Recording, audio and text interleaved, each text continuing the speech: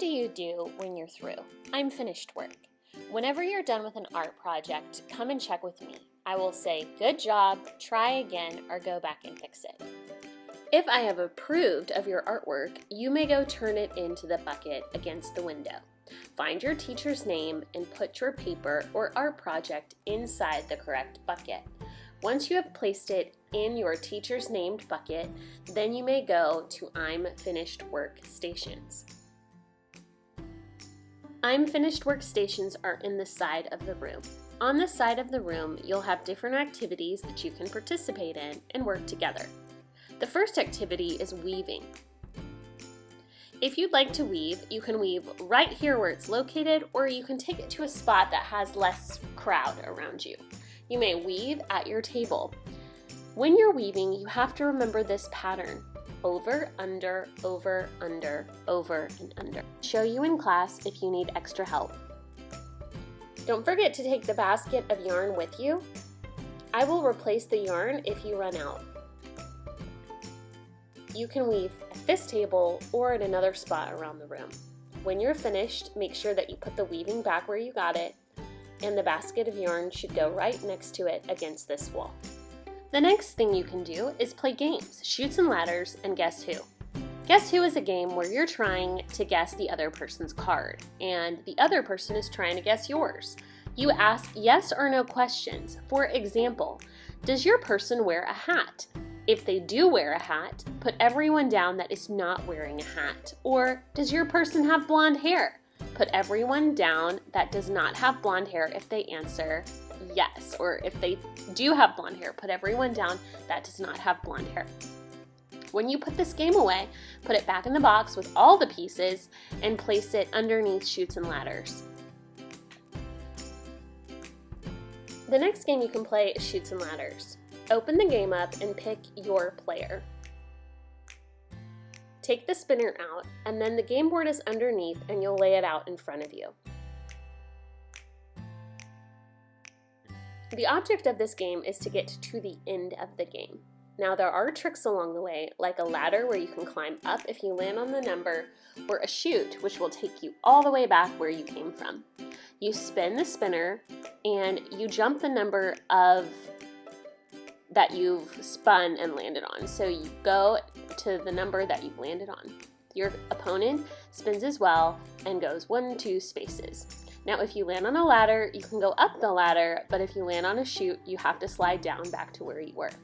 The winner gets to the end first. When you're done, put the game away and place it back on the shelf on top of Guess Who when it's done.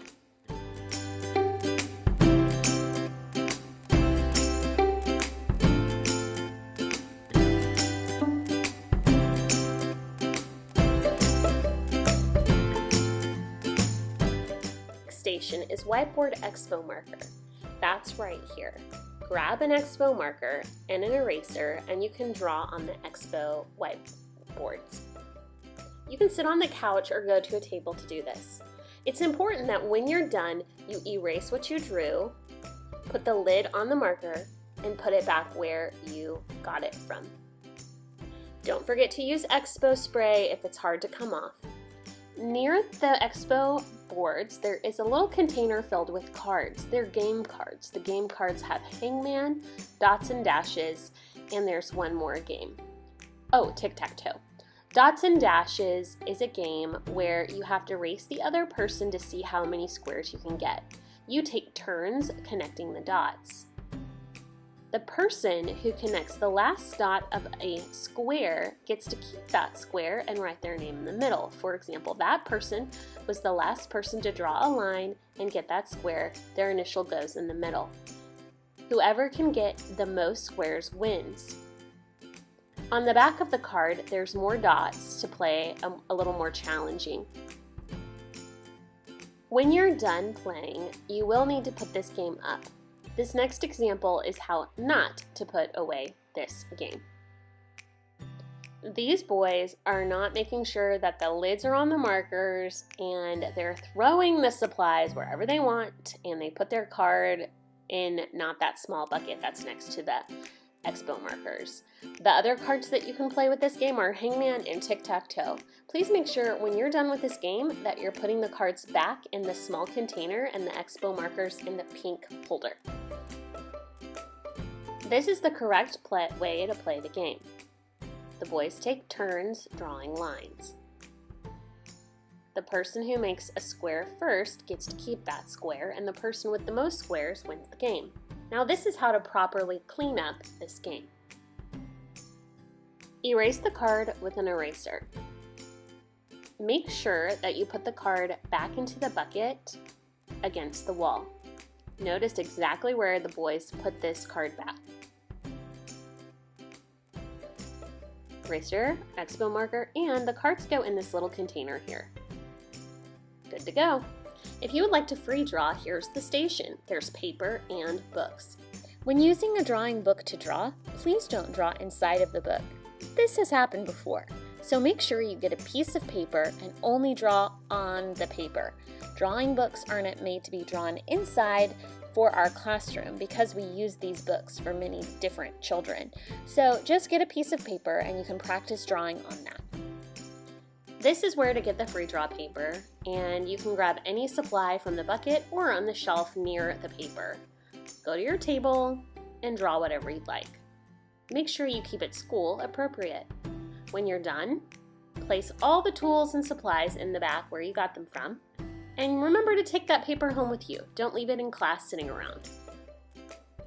Now this is what it looks like to not clean up appropriately. Say I ring the bell and it's time to go. Don't toss your marker wherever you want because you're in a hurry. Don't leave your paper where you left it, and don't leave the pencils laying around. Make sure that you clean up the supplies. Don't leave it looking like this. The next center is connects. These are straws with connectors that you can use to build things on the carpet. This is the wrong way how to clean these up. We don't destroy them, they're not weapons, and we don't leave them there and just walk away.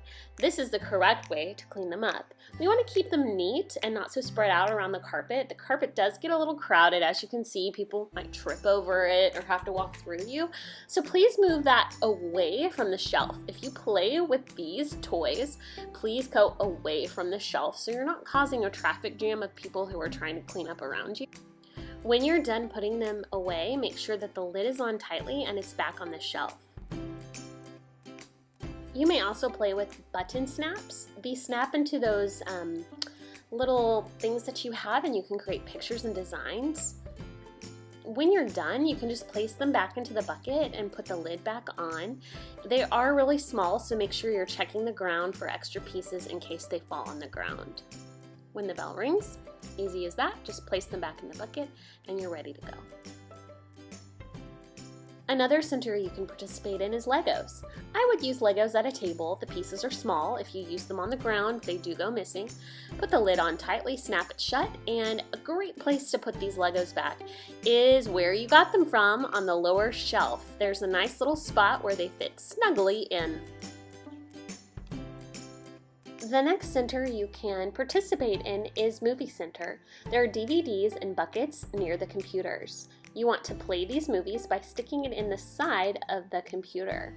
Once you stick it in that little side slot, the movie should pop right on. If you have trouble, just come see me and I'll help you figure out how to press play. Now when you're done with the movie, you'll just extend it out. If you want to see a full screen, you do that by pulling the arrow on the corner and just dragging it. That makes the picture bigger, like this. And you'll see a little screen pop up. It'll be a DVD. You will click on that to get it out. When you're done, put it back in its case. Now if you have trouble ejecting it while the video is playing, wiggle the mouse, go to the bottom, and you'll see this screen here. Press eject, it will pop out. And put it back in the case, ready to go. There's great drawing videos you can use here too. This next center is like a building center. You can use these tools to build lots of different things. It's really fun. You can put those little pieces together to build cars, or you can click them together to make shapes. You can play with them there or at another table. When you're done with them, please make sure you put them back in the bucket with the lid on, back on the shelf where you got them. Right there. One other job you can do is help the teacher sharpen pencils. There is a dull can that's filled with dull pencils. You may sharpen them and place them in the freshly sharpened bucket. You will find these in the pink tins in the corner of the room. The last job you can help with is sweeping or vacuuming the classroom. The floor is always kind of messy in art, so it's always helpful to have an extra set of hands to sweep and vacuum. If you'd like to vacuum, place your foot on the vacuum to turn it on. Go around the room, under tables, on the carpet, looking for pieces of garbage. Once you finish, tap your toe on the button, turn it off, and replace it by my desk. Another center you can do is blocks. There's building blocks that are green and purple. You can use this to play Jenga, or you can make it like a domino knockdown tower. When you're done, put it back on the shelf with the lid on. Now, this is the incorrect way to pick up these blocks. Sometimes students move on to another center and they forget to pick up what they've just been working on. So if these students got bored, left it there, and decided they were going to go play games instead. Please make sure that you're putting your center up before you go on to something new. The last thing you can do is play this game called Square Up. The object of the game is to match your squares first to the pattern that you roll. So you each roll that small cube, and it will create a pattern that you need to copy. Whoever finishes the pattern first is the winner.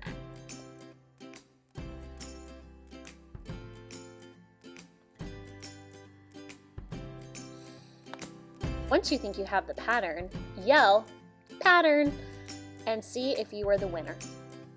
Enjoy working together and have fun.